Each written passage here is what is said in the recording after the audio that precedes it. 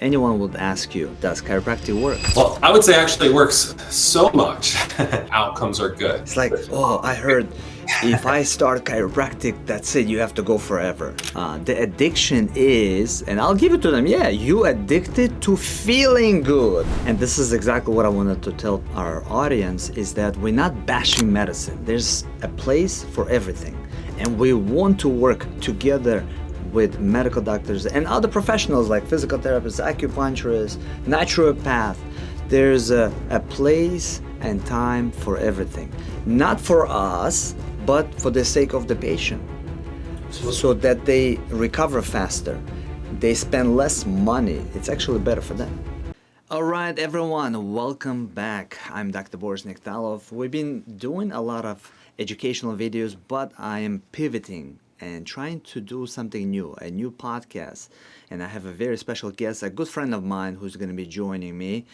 And what is this podcast about is really bridging the gap between holistic approach of treatment of what we do, which is musculoskeletal, to medical approach. Why are we not working together with medical doctors and other professionals? So a good friend of mine, Dr. David Tucker from Pennsylvania, been in practice for how many years? Over 20. Over 20 years. I myself, 15 years. So put together 35 years of experience. I think you went to Life University, right? Correct. Me too. So I went to Life University Chiropractic School. And I don't know, my opinion, and you'll mention your opinion about it. I think Life University, if not then when I and you were in school, would be Harvard of chiropractic. That's how I would describe it. I don't know about you. But the questions we're going to be talking about, what is the top 2 reasons people visit a doctor for? And then what are the options for those treatments? Does chiropractic actually works? And here's this is a trending question. Are chiropractors real doctors? We're going to be talking about it. Why is there a need for returning? As soon as I get this question a lot. When the patient comes, why have to keep coming back to chiropractic? Dr. David, if you can please introduce yourself, tell us a little bit about yourself and your experience. Well, my name's David Tucker, chiropractor and wellness consultant. I like to help people understand the root cause of their pain and health issues. And I like to take an integrated approach that blends hands-on care and practical guidance towards better health. We have a few doctors that prescribe to that in our office in Langhorne, Pennsylvania. Awesome. So you have a private practice, right? And you've been in it for ever since you graduated? Since 2003. Awesome. Okay. So I'm sure you're getting these questions on daily basis, as I do. What is the top 2 reasons people visit to a doctor? In your experience, have you ever looked into that? Yeah, I even referenced something from people from the Mayo Clinic. It always shows that one of the most common reasons that people seek out medical help and miss work is because of back or joint pain. You know what I did was I just did very simple lookup on Google, and I put I put what number 1 reason for a doctor visit for non-emergency visits, right? So and Google says skin disorders, back problems, and joint problems. So obviously spine has joints. Any musculoskeletal has a joint, but there are top 2. So we're not going to talk about skin problems, but we do treat back problems and joint problems. Absolutely. So, I would say, what would you say is mainstream treatments so far? I think the majority of people are told to take something orally, right? Some sort of prescribed drug, be it over the counter or otherwise. And if that fails, then they'll try to go do some sort of, exercise therapy. And then if that fails, they kind of escalate to shots and surgery. Right. So do you work with other professionals like medical doctors? Do you co-manage? Depending on the case or depending if it needs progression. What do you specialize in your practice? Like, are you special? Are you do you focus? Even though we treat many different joints, do you focus? Like I focus on the spine. Do you have that specificity? So, being that we have a few docs, one of our docs has a lot of work in the personal injury arena, right? So, crash forensics, personal injury type strains and sprains. We have another one that specifically is certified in pediatric care. And then we have another doc who does a lot of light force instrument adjusting. Me personally, I've always liked disc disease because I feel like there's a big misunderstanding that once you have some form of a bulge, herniation, even an extrusion, that it's like impossible to recover naturally. And that's really not the case. Got it. So I don't know how active you are on social media. I see this a lot. Hey guys, I have a back problem or neck problem. Who do you think I should see? So what would you say to that? Well, being that I believe in a more conservative approach first with the lowest risk possible, I'm not a fan personally in my own lifestyle of taking a lot of synthetic drugs or, risky interventions that are invasive. I would always want to try something conservative. So being chiropractic is hands-on, it's safe. For me, that's just something I think that's overlooked too often, as opposed to somebody who comes in after these failed interventions. Right. My follow-up question to that question would be to the person who's asking is, do you want to treat the symptom or the cause? Let's talk about, let's say they go to the medical doctor, right? Oftentimes is what? Let's just say they go to the primary care, right? What can they do? Just realistically, what can they do at that moment? Either give them anti-inflammatory, right? Or say go to physical therapy. So if they do give them anti-inflammatory, right? So what would that do? Well, they're hoping they could get some symptomatic relief. So that's really all it is. They're trying to manage symptoms. Okay. Quite often, they're not having that initial conversation of what's going on. What's the diagnosis? Is there a misalignment? Is there postural issues or scoliosis? Is there something else? It's just here's a symptom. Let's hope we can mask it and then hope it doesn't come back. And when it does, we'll do the same thing. So when the patient comes to you and says, "I went to my primary, he gave me a painkiller, it didn't work," do you become devil's advocate? I do this a lot where I say, what was specifically done by the doctor? Did he examine you? Did he do the range of motion? Did he do any orthopedic testing? Do you ask those questions? Because that's important. If they didn't do that, how do you just give them painkiller? Like, how do you know what's the problem? Is the lack of Tylenol or Motrin in their bloodstream? That's my question. Yeah, obviously, they don't have necessarily a drug deficiency. And there might be exceptions to the rule. If someone's extremely symptomatic, they just don't care at that moment, fine. But, that shouldn't be a long-term solution. Obviously, for us as chiropractors, we want to get to the root cause. We want to understand objectively why they're having this dysfunction. Is there something in their movement patterns, something that's just not working right? And fix it, right, for better long-term relief versus just, again, like asking them subjectively, hey, what do you got going on? I got a headache. Well, try this pill. All right, or try this one. Well, that doesn't work. Let's try this, which, again, has its place, but it seems like that's the majority of the implementation. Let's say they've been referred to a pain management doctor. Okay, so what are their tools? They do same thing, either drugs or they do interventional, which is like injection or nerve block or a facet block. What's your experience with that when the patient goes through that? So we've co-managed plenty with pain management docs. My one course of action or kind of suggestion to the patient is, typically, there's always exceptions to the rule, is that try chiropractic for 30 days. If you see some improvement and you were consistent about putting in some work, the majority of the people are going to see some symptomatic relief, if not complete resolution within that time frame. So if that's the case, it gives them some hope and promise, and maybe they won't have to try these other interventions. And again, periodically you will, but it shouldn't be, 100% of the patient load you see. Okay, all right. My experience, I would say I definitely work with pain management doctors. So in your experience, you would refer to a pain management at what point? I think what's reasonable is if I don't see it, like at least a 50% improvement, typically within that first 30 days, that's a consideration. Okay. You obviously take x-rays in your office, yeah? So if We you do. see something, like in my experience, I would say if I see bone on bone, no disc, then I would refer out for an MRI to make sure there's no, severe stenosis. I don't want to make it worse. But same idea. If they're not responding, something's going on. And they're in pain. Of course, I want them to feel better. I would refer out. But but this is what I say. I wonder what you say about this. Pain management gives a patient a window because it forces that inflammation to go down so that we can either decompress, create mobility. Because when I'm pushing on that bone and it's painful, they're not letting me. I can only make it worse.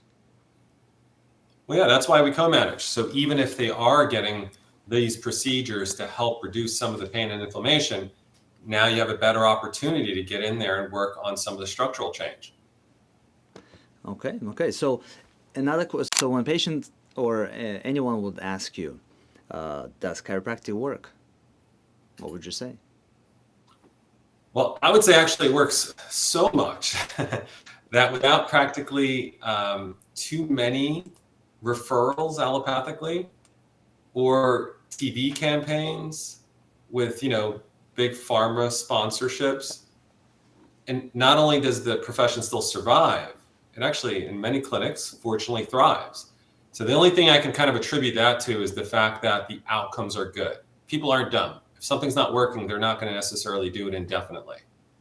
100%. 100%. Here's a study I looked it up by JAMA Network Open back in 2018. They did a very large peer-reviewed study saying that 94% of chiropractic group achieved significant pain reduction. So I mean it's not 50-50, it's pretty high. Agree or disagree? Yeah, I mean, I would say, 4 out of 5 times at a minimum, you're seeing progress, depending on the condition. But back pain's right in our wheelhouse. This is one of the best outcomes, the best, conditions that we see results with. So if we're so good at it, right? Study proves it. Why are we still seeing less than 10% of US population? So it's a good question. And I think education is still an issue. And I also think who their point of contact is initially. So there was a study in, actually Spine had a survey on this. It's an orthopedic journal. I think this was in 2013. They compared who did the injury, the injured patient see as the first point of contact. So if they went to a surgeon, right, let's say an orthopedic surgeon, post-injury, and that was their first connection point, there was a 42.7% chance they would end up with surgery, right? So you get almost 1 in 2 people. However, if the same population of injured workman's comp patients saw a chiropractor as the first point of contact, the necessity for surgery dropped to 1.5%, which kind of lines up with the statistic you shared earlier in terms of chiropractic outcomes. Okay, so if Dr. Tucker, if I was to give you a license to bridge the gap between medical doctors and us, how would you do that? So if we're talking about family doctors, I think understanding when to refer to which therapy. So for example, if someone has limited range of motion, and let's say they have a joint issue in the neck, that's something that responds pretty quickly if it's a matter of alignment. Now, if they have a torn rotator cuff tendon, and that might need, 60 minutes of rehab and exercise, well, that's a consideration for physical therapy. They're going to observe and rehab. I think it's the distinction of knowing when and where to refer, because often the family doctor is the quarterback. Let's break that down. Out of all visits, again, a lot of people go for back and joint problems. What percent need surgery? I mean, there's obviously a need for surgery. I get it. Or medical intervention. What percent is that? Well, yeah, I mean, I think just to be in line with the last study I referenced, you're looking at 1 to 2%. And if you think about in your own patient population that come to you with severe pain, right, there's a few red flags. Someone's got a significant fracture, you're not treating them. Fine. But So how do we that's not get allowed. how do we bridge the gap with the rest of 98%? So here's the consideration. I'll use one patient example that comes to mind. And you have a guy who comes in here. He's jacked. He's ripped. He was a police officer. Six pack, absolutely chiseled. But he comes in with a left antalgic lean, right? Severe pain in his low back. We find out he had a right-sided disc herniation and some SI joint dysfunction. He was told by his family doctor, go do PT. He needs to strengthen his core. And I'm sitting here thinking, if this guy needs to strengthen his core, the rest of the country is doomed because you don't get cores that are stronger than that. It just didn't make sense logically. How many more sit-ups or oblique twists can a guy like that do? It didn't make sense. He had a structural issue that needed chiropractic, and he responded very favorably quickly. Were you ever in a situation where you visited medical doctors to educate them? What was your experience with that to bridge the gap? So I've had both. You'll have some that are genuinely interested, like anything else, right? That are interested in learning. They want to hear. They want, maybe they weren't exposed to it in school.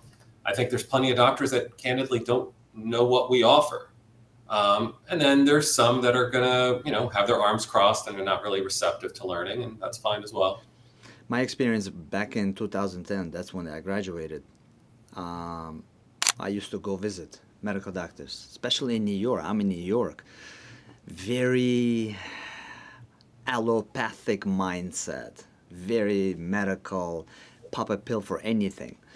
I used to be, thrown out of the office, had all kinds of names called. But today, I treat them. I treat the actual medical doctors. What do you think? I don't know if you had that situation. In the past 20 years, did you see the shift? And what do you think is the cause of the shift? So I think to some degree, yes. We're hearing more scenarios where someone's referred to us because the doctor at urgent care sent them, or the ER, or a family doctor, or a pain management guy. So I think there's definitely been some progress in that regard. But there's still going to be a bias. I think there's a distinct philosophical difference. And I'll touch on that more later, but I think if the belief system is, our choice of treatment is to chemically manage something, it doesn't necessarily resonate with physical management. Mm-hmm. Uh-huh. So the next question that's coming to that is, so I get this a lot from patients, from medical doctors. Are chiropractors real doctors? Do you get that question? Yeah, they really don't understand. And, what I tell them is this. Besides, federally Medicare recognizing it, your state licensing board, recognizing this and saying so, and the name of the degree is a doctor of chiropractic, the distinction is that we want to minimize drug use, right? Our goal is not to prescribe meds. So if the definition for the person is a doctor is someone who prescribes drugs, then they got to find another path. But if someone wants to safely, manually free up joint issues to move better and feel better without drugs, chiropractic should be their best starting point. So let's define. You mentioned about defining. What does the word doctor mean? Do you actually know? It's a Latin word for what? For teaching. That's it. Teacher. So if your doctor is not educating you about, I see this a lot. Patient comes in with an MRI report, and the first thing I say, do you have the actual images? No, the doctor has it. We call the doctor, hey, do you have the images? No, we don't. We just went by the report. Okay.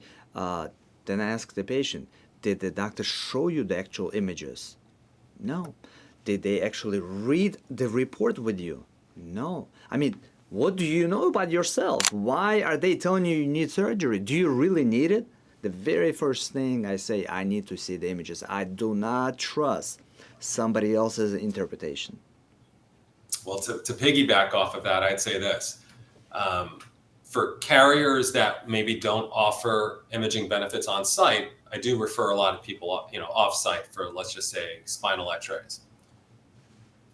The radiologist has a different lens sometimes. So we'll get these reports back where someone's coming in with chronic pain, let's say, 4 years of neck pain. X-ray comes back and it says unremarkable. So you're sitting there thinking, can I see it? Can I validate that? Because, their family doctor read the report, 99% of the time doesn't have time to pull up the X-ray and kind of review it with the patient, show it to them on a screen. And you'll see a massive listing to the left due to spasm or favoring a pinched nerve on the right, so they're leaning left. You'll see, a reversal of neck curve from a whiplash they told you they had 4 years ago when the injury started. And, there's a lot of scenarios, but then they're going to tell you it's normal on x-ray when you see the abnormality, because we don't just look at it from a pathological perspective. It's not like, all right, there's no fracture, you're good, right? There's structural misalignments that are leading to not only your symptoms now, but to imbalances that are going to further degenerate your neck in the future. 100%. That's good that you mentioned that. I start my report of findings on x-rays like this. Medical doctors, they look for three things when they look at the x-rays. X-rays in itself is limited compared to MRIs. Agree? Yeah. So on x-rays, they look for what? For pathology, fracture, or instability. In 15 years, I maybe saw one or two. What about you? I'm talking about pathology or fracture. We do take x-rays in-house, so I have seen it, I found it, and you simply refer them out at that point. True, but you don't. Do you see? My question is, do you see a lot of that?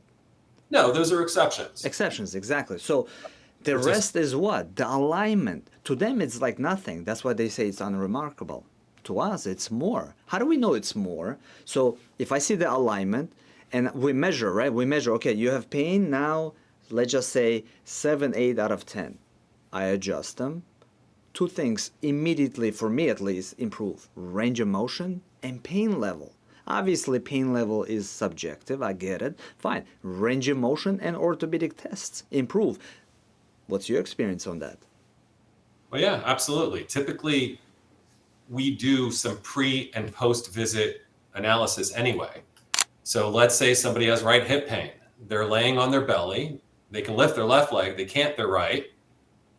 5 minutes post stimulus, post adjustment, and all of a sudden they get 70% back in their hip extension. I mean, that's pretty obvious that was directly correlated to the adjustment. I want to show a fact, really. A lot of people say, we don't get enough of education. We don't know enough of the body. And here's the comparison of chiropractic education versus medical education. And we really study the same areas of human body, anatomy. We do 520 hours. They do 508. Yes, they beat us in pathology. Why? Because they prescribe drugs. That's what they do. We're holistic doctors. We're not medical doctors. Nevertheless, we have to go through the same subjects as they do. Absolutely. There's a ton of prereqs that are the same. And then there's a distinction again, the pivot, right? A lot of not just, education at school and nutrition and exercise and things of that nature. This is just something people who are truly interested in wellness focus on regardless, postgraduate education anyway, that I think this is the pivot, right? If you're looking to treat disease with pharmacology specifically, that's their emphasis. That's their wheelhouse. That's their specialty. So if you're looking for a drug to treat pathology, well, then you have to know to pivot this way. But how many people are looking for actual wellness, feel good, move good, stay that way? There's no drug that's going to give you better posture. Right, 100%. So A lot of people are reactive and not proactive. And that's where, the last question that we mentioned, why is there a need for returning to the chiropractor? What would you say to that? Well, there's a lot of things to say. It's all about the benefit, right? So for me, this isn't unique to chiropractic. Yeah, why do I want to have a good spine? Why should I have decent posture? Why should I try to prevent pain? I mean, that's a no-brainer. But why should you go to the yoga class for that young lady who's going every day? Why does that one guy who can do 30 pull-ups, has great body fat percentage, go to the gym Or every day? start eating salad for how long? Are you addicted now? Or you Right. want to maintain that? Right, I get this a lot. It's like, oh, I heard if I start chiropractic, that's it, you have to go forever. Right. So here's the distinction again there. One, there's no like addiction button that you can hit, and once you go, you can't stop. This isn't like a Pringles commercial for potato chips. So the thing is, if you see benefit, you keep doing it. If you're investing in the stock market successfully and you've done great with your last 30 investments, why stop? Good for you. If you've gone to a dentist and he fixed your teeth, he made your teeth feel better, he made them look good, you're probably going to go back. So again, patients aren't dumb. If they're getting good outcomes and they see when there's a hiatus in care, they relapse, but when they're under care, they do great. Well, their quality of life's better. Why wouldn't they want to go on an ongoing basis? But it's optional. There's no mandate. The word addiction, they use that word like addicted. The addiction is, and I'll give it to them, yeah, you addicted to feeling good, not to the cracking and stuff. You actually feel good and not taking drugs on daily basis. I have patients taking drugs like Skittles. What does it do to their kidney and everything else? Who knows? Well, I had a patient recently fall. Well, she had a few falling stints and she was dizzy. We talk about like we don't focus on pharmacology, but we do have the internet, right? So she was dizzy. There was really not a whole lot going on in her cervical spine that might have linked to it. So lightheaded, falling, they're doing all these CT scans, they're panicking, they're doing colonoscopies to kind of rule out internal bleeding. So I just simply asked her, hey, are you on any drugs at the moment? She's like, well, yeah, I've been on a acid reflux drug, a proton pump inhibitor. Well, we look it up. What's one of the side effects? Well, dizziness and falling. So I told her to bring it to her doc, kind of brushed her off a bit. But what we looked up was what nutrients the drugs deplete. It was depleting her iron. Wow. So she had to get an iron infusion, but it also depletes magnesium, B12, calcium. So, long-term fracture risks and other things for the aging population. So again, understanding, it's not just managing your symptoms, it's the pros and cons of how you manage them. And this is exactly what I wanted to tell our audience is that we're not bashing medicine. There's a place for everything. And we want to work together with medical doctors and other professionals like physical therapists, acupuncturists, naturopath. There's a place and time for everything. Not for us, but for the sake of the patient. Absolutely. So that they recover faster. They spend less money. It's actually better for them. So what I like to say as to conclude this episode is we going to be introducing other medical professionals into this podcast. Please stay tuned. We're going to be bringing in a physical therapist to hear their opinion about what we do and how can we come together to help you guys. Thanks a lot, Dr. David Tucker. Your last message to our audience. If you've been dealing with chronic pain that has not resolved, you've exhausted every option. You say, hey, I've been to this doctor for this pill, I've been to this doctor for that. But if it's always been one course of treatment, which is pharmaceutical management, it's time to try something else. I agree. Please stay tuned. We'll see you soon.